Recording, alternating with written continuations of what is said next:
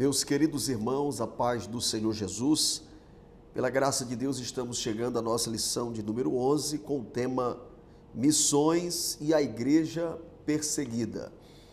Eu quero aconselhar ao caro professor, ao estudante da Palavra de Deus, não tenha esse tema como um tema repetitivo nesse trimestre. Nós precisamos nos envolver com este assunto é relevante. Nós precisamos estar confrontando o nosso cristianismo, como nós estamos servindo a Cristo, e nada melhor do que conhecer esta realidade, se envolver com este tema. O assunto de perseguições contra a Igreja de Cristo é um assunto atual. Por isso, é importante que nós estejamos abordando esse tema, despertando o povo de Deus para orar e fazer uma autoanálise da nossa fé. Existem fontes especializadas, fontes confiáveis, que apontam na lista de perseguição ao cristianismo que atualmente existe cerca de 360 milhões de cristãos que vivem em condição de perseguição. Assim sendo, esse tema não é um tema, como já disse, um tema ultrapassado, um tema do primeiro século do cristianismo, mas é um tema muito atual. Vamos para a leitura do texto áureo de nossa lição, 2 Timóteo 3:12. E também todos os que piamente querem viver em Cristo Jesus padecerão perseguições. Verdade prática. Precisamos aprender com os cristãos perseguidos aspectos da fé cristã que só eles conhecem devido à natureza da opressão que eles experimentam. É sempre válido lembrar que o professor deve manter o seu olhar nos objetivos da lição. E essa lição de número 11, nós temos 3 objetivos que eu gostaria de destacar para que a nossa didática seja mais bem aplicada na aula de hoje. Objetivo de número 1, explicar o contexto de perseguição na igreja primitiva. Objetivo de número 2, apresentar a perseguição cristã na atualidade. E objetivo de número 3, mostrar como ajudar a igreja perseguida. Dito isto, nós faremos nesse momento a nossa leitura bíblica em classe. Atos capítulo 6, acompanhe conosco versículos 8 e 9 e depois nós teremos outros versículos que citaremos à medida que estivermos fazendo a leitura. E Estevão, cheio de fé e de poder, fazia prodígios e grandes sinais entre o povo. E levantaram-se alguns que eram da sinagoga chamada dos libertos, e dos sirineus e dos alexandrinos, e dos que eram da Cilícia e da Ásia, e disputavam com Estevão. Apresentaram falsas testemunhas que diziam: este homem não cessa de proferir palavras blasfemas contra este santo lugar e a lei. Nós lemos agora o versículo 13. Versículo 14, porque nós lhe ouvimos dizer que esse Jesus Nazareno há de destruir este lugar e mudar os costumes que Moisés nos deu. Vamos agora para Atos dos Apóstolos, capítulo 8, versículos 1 até o 4. E também Saulo consentiu na morte dele, e fez-se naquele dia uma grande perseguição contra a igreja que estava em Jerusalém. E todos foram dispersos pelas terras da Judéia e da Samaria, exceto os apóstolos. E os varões piedosos foram enterrar Estevão e fizeram sobre ele grande pranto. E Saulo assolava a igreja, entrando pelas casas e arrastando homens e mulheres, e os encerrava na prisão. Mas os que andavam dispersos iam por toda parte, anunciando a palavra.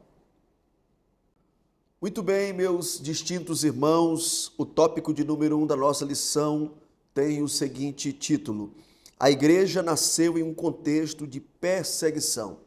Queridos, o tema perseguição ele é atual, obviamente, como já citamos, mas é importante destacar que a igreja do Senhor não deve estranhar essa questão da perseguição. Hoje nós vivemos, de uma forma especial aqui no Brasil, existe uma tendência em muitos cristãos que quando veem um obreiro passando por alguma luta, algum problema, uma dificuldade no seu ministério, Aqui eu abro um parêntese, pois não estou me referindo a problemas ocasionados por condutas imorais, condutas pecaminosas, não. Estou falando de embaraços, de perseguições impostas pelo contexto social, político, enfim. É muito comum para alguns irmãos de imediato imaginarem que esse obreiro, esse ministério, esta igreja está em pecado, está desagradando a Deus. Nós vivemos um período aqui no Ocidente que muitos cristãos associam o sofrimento exatamente a uma vida desalinhada com os propósitos de Deus. E, na verdade, nós não devemos estranhar a perseguição, o sofrimento dos cristãos, porque a igreja nasceu em um contexto de perseguição. O próprio Cristo, a igreja é gerada pelo trabalho de Cristo. Cristo foi alvo de perseguição, Cristo morreu na cruz pelos nossos pecados. Nós acabamos de ler aqui o texto da leitura bíblica em classe, que nos apresenta o primeiro mártir da igreja primitiva, Estevão, o diácono que foi escolhido no capítulo 6, um homem cheio de sabedoria, cheio do Espírito Santo de Deus, mas que foi alvo de perseguição. Então a gente precisa ter esse alinhamento e compreender que a história do cristianismo é marcada por perseguições. E estas perseguições, elas não denunciam algum fato imoral, pecaminoso na igreja. Pelo contrário, elas denunciam que a igreja está na vontade de Deus e provoca o mundo e suas organizações, e o mundo reage contrário à cultura da igreja, reage impondo perseguições e sofrimento. Então, nesse primeiro tópico da nossa aula de hoje, nós temos aí a citação de Estevão, o primeiro mártir. Ele foi julgado, ele foi ouvido, ele foi condenado pela mais alta corte, tanto no aspecto religioso como político, aquela corte chamada Sinédrio, que tinha um poder de julgamento sobre os judeus, e ele de forma nenhuma é absolvido ali por aqueles que lhe ouviram. Ele é levado ao apedrejamento, mas naquele momento de morte, conforme diz a palavra de Deus, ele olhou para o céu e ele tem uma visão espiritual. Esse homem foi levado ao tribunal da terra por causa de falsas acusações. Acusaram ele de proferir blasfêmias contra o templo, contra a lei de Moisés. Acusaram ele de estar pregando que o templo seria destruído. E por causa da injustiça ele foi levado ao tribunal dos homens. Mas, enquanto o tribunal da terra o condenava, ele era recebido pelo supremo juiz dos céus, o Deus que sabe todas as coisas, e certamente Estevão é galardoado com a eternidade na presença de Deus. Durante os 3 primeiros séculos da história da igreja, da história do cristianismo, nós podemos perceber na história que o cristianismo sofreu 10 grandes perseguições. E eu aproveito para citar o nome dos imperadores que coordenaram, que orquestraram essas 10 primeiras perseguições ao cristianismo. Na página 110 do livro de apoio desse trimestre, nós temos aqui no segundo parágrafo o nome destes imperadores, começando por Nero. Depois nós temos Domiciano, Trajano, Marco Aurélio, Severo, Maximino, Décio, Valeriano, Aurélio e Diocleciano. Esses 10 homens, exercendo o poder de imperador, se consideravam deuses e entendiam que tinham o poder de deter os rumos dos povos que estavam sob a égide do seu poder. Mas esses homens, com todo o poder que possuíam, não conseguiram deter o avanço do evangelho. Mesmo o cristianismo sofrendo essas 10 grandes perseguições e outras que vieram de forma subsequente, o cristianismo não foi erradicado da terra.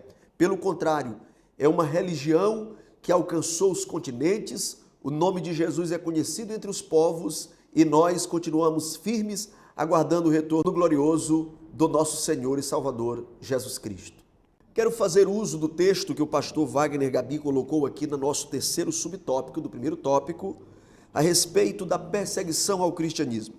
De forma geral, podemos conceituar a perseguição como o ato de assediar, oprimir, dificultar ou negar os direitos fundamentais de ir e vir, torturar, e ou executar pessoas com bases em diferenças étnicas, políticas e religiosas. Nós temos aqui o conceito do que é perseguição. As perseguições, elas se manifestam de muitas formas. Hoje, aqui no Brasil, por exemplo, tem se proliferado uma ideia de tentar amordaçar os pregadores do Evangelho, acusando as igrejas, os pastores, os pregadores, de estarem cometendo o conhecido discurso de ódio. Todas as vezes que nós pregamos contra aquilo que fere os princípios bíblicos, às vezes a pregação é um contexto interno, em um contexto da própria igreja, um contexto cristão, mas o mundo acaba nos atacando e tentando deter a nossa pregação. Aí começa a se configurar o que era uma perseguição. Eles começam tentando impedir aquilo que nós dizemos, vão arrancando os direitos, e isso vai evoluindo para uma perseguição através de leis. Como no período do Império Romano, muitos cristãos tinham as suas propriedades confiscadas pelo Império. Hoje, isso acontece em muitas regiões do mundo. Isso aí vai se elevando para multas, prisões, tortura e até mesmo morte. Então, a perseguição, ela se configura de diferentes formas. Ela pode ser violenta, ela pode ser uma perseguição ideológica, enfim, são variadas as formas. E agora eu faço menção ao texto áureo. Olha o que Paulo diz, 2 Timóteo 3,12. Todos os que piamente querem viver em Cristo Jesus padecerão perseguições. Quero ler também Mateus capítulo 5, versículos 11 e 12. Esse texto, Jesus prepara o seu povo para lidar com a perseguição. O texto diz assim: bem-aventurados sois vós, quando vos injuriarem e perseguirem, e mentindo disserem todo mal contra vós por minha causa. Exultai e alegrai-vos, porque é grande o vosso galardão nos céus, porque assim perseguiram os profetas que foram antes de vós. Vamos para o segundo tópico da aula de hoje, que tem como título A Perseguição Cristã na Atualidade. Queridos irmãos, na aula passada nós falamos sobre a janela 10x40. Se você não assistiu essa aula, vá aqui no nosso canal, procure essa aula e aprenda um pouco sobre a região do mundo, onde estão os países que oferecem maior resistência e também maior intensidade na perseguição ao cristianismo. Segundo o levantamento da Organização Internacional Missões Portas Abertas, o país, a nação, em primeiro lugar, como o país que mais persegue o cristianismo está a Coreia do Norte. Nós temos os países árabes, os países sob a influência do islamismo. Para você ter uma ideia, o Alcorão, que é o livro sagrado dos islâmicos, possui 118 citações que estimulam a morte de todos aqueles que não seguem os ensinamentos do Islã. Ou seja, o islamismo é uma religião que no seu DNA está a violência contra aqueles que pensam diferente. E não precisa ser especialista do assunto para saber que os dois povos, os dois grupos mais perseguidos pelos islâmicos são exatamente os judeus e os cristãos. Então o cristianismo está na mira da perseguição atualmente em muitas regiões do mundo, de uma forma especial nos países sob a influência da religião islâmica. Nós vivemos em um país que tem uma tolerância ao cristianismo, que permite a gente pregar o evangelho. Por exemplo, no dia 7 de janeiro é considerado no Brasil o Dia da Liberdade de Culto. Nós somos apoiados também pela Constituição Federal. No artigo 5º, no inciso 6º, está escrito: é inviolável a liberdade de consciência e de crença, sendo assegurado o livre exercício dos cultos religiosos e garantida na forma da lei a proteção aos locais de culto e suas liturgias. Queridos, isso deve ser motivo de nós agradecermos a Deus. Mas essa zona de conforto não pode cegar a nossa visão e a nossa misericórdia em relação àqueles que estão nos países que oferecem uma resistência ao cristianismo. E essa realidade ela não está tão distante do Brasil, a gente precisa entender isso. Nós temos aqui na América Latina 3 exemplos. Temos a Nicarágua, temos a Bolívia e temos a Colômbia. Esses 3 países estão listados entre os países que mais oferecem resistência ao cristianismo fora da janela 10x40. Então são realidades que estão se aproximando de nós, se alinhando ideologicamente com os poderes da nossa nação.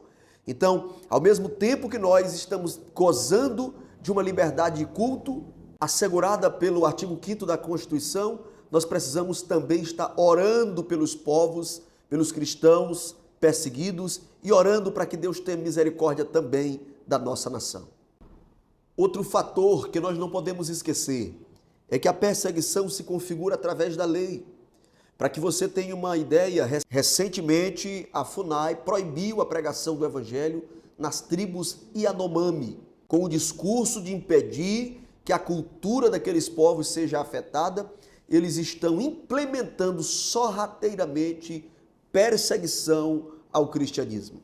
Analisando esse tema, nós nos lembramos do que disse Paulo na sua segunda carta a Timóteo, no capítulo 2, e o versículo 9, ele diz: pelo que sofro trabalhos e até prisões, como um malfeitor, mas a palavra de Deus não está presa. O que os perseguidores do cristianismo não conseguem discernir é que nenhuma das suas tentativas vai parar o projeto da redenção. Milhares de pessoas serão alcançadas pela poderosa palavra de Deus e o nome do Senhor Jesus continuará sendo glorificado. Vamos para o nosso terceiro tópico, o tópico de conclusão da nossa aula de hoje, com o título Como ajudar a igreja perseguida. O nosso comentarista apresenta nesse terceiro tópico 3 itens. Primeiro, precisamos conhecer a gravidade da situação. Segundo, precisamos orar pela igreja perseguida. E em terceiro lugar, precisamos nos envolver com esta causa. Em relação a conhecer o assunto, é conhecido por todos nós que a grande mídia, os grandes meios de comunicação, eles não têm interesse deste assunto, porque eles trabalham no sistema de implantação do futuro governo do anticristo. Eles não têm interesse em mostrar a perseguição ao cristianismo do presente século. Com raríssimas exceções, algumas mídias apresentam rápidas matérias a respeito do assunto. Nós queremos aqui sugerir 3 portais de internet que o caro professor, o caríssimo aluno, pode estar buscando informações confiáveis e verdadeiras a respeito da perseguição atual ao cristianismo. Sugerimos, em primeiro lugar, o site da Senami, Secretaria Nacional de Missões, que apresenta informações e dados atuais e confiáveis. Apresentamos também o site Voz dos Mártires e o portal Missões Portas Abertas. Através de simples buscas, você pode estar informado a respeito desses assuntos, repassar aos seus alunos, ao seu público em suas pregações, em suas redes sociais e levar a nossa sociedade, o nosso rebanho, ao conhecimento desta tão chocante realidade. Com relação ao tema oração, nós aproveitamos para deixar aqui a sugestão, uma ideia que vem sendo utilizado por inúmeras denominações, que é a implantação de um trabalho chamado Domingo da Igreja Perseguida. Esse trabalho, reconhecido pela sigla DIP, é um trabalho realizado por inúmeras igrejas. As igrejas realizam um dia, um culto especial em um domingo do ano. E esse trabalho tem o propósito de realizar orações, conscientização e arrecadação financeira. Esse trabalho ele é voltado para apoiar exclusivamente os cristãos perseguidos. É o Domingo da Igreja Perseguida. Você pode fazer uma busca no portal Missões Portas Abertas, pesquisar sobre o DIP, fazer o seu cadastro, receber as revistas, os periódicos, inclusive um boleto, e mobilizar a igreja para um culto especial. E assim a igreja estará tomando conhecimento dessas informações, estará orando e também enviando uma oferta. Ao efetuar o pagamento do boleto do Domingo da Igreja Perseguida, você envia uma oferta para uma instituição séria, que está comprometida em apoiar os missionários e as igrejas que estão atuando em contexto de perseguição. Não se trata de apoio às igrejas que estão sofrendo. Existem igrejas que estão sofrendo, mas esse sofrimento é por catástrofes naturais, por doenças, por outros fatores. O projeto Domingo da Igreja Perseguida é voltado exclusivamente para igrejas em contexto de perseguição. E o terceiro item é se envolver. Estudando esse assunto, nós estamos nos envolvendo. Assistindo documentários, nós estamos nos envolvendo. Estudando sobre o assunto, pesquisando, nós estamos nos envolvendo. Orando, ofertando. E eu finalizo me recordando de Lucas capítulo 10, versículo de número 3. Jesus Cristo disse: eu vos envio como cordeiros para o meio de lobos. O que eu acho interessante é o aparente contrassenso que nós temos nesse texto. O nosso Senhor deseja resgatar as ovelhas, alcançar os perdidos, mas os enviados são comparados a frágeis cordeiros que estarão fazendo um trabalho de resgate no meio de lobos cruéis e ferozes. Como compreender isso, pastor Alessandro? Simples.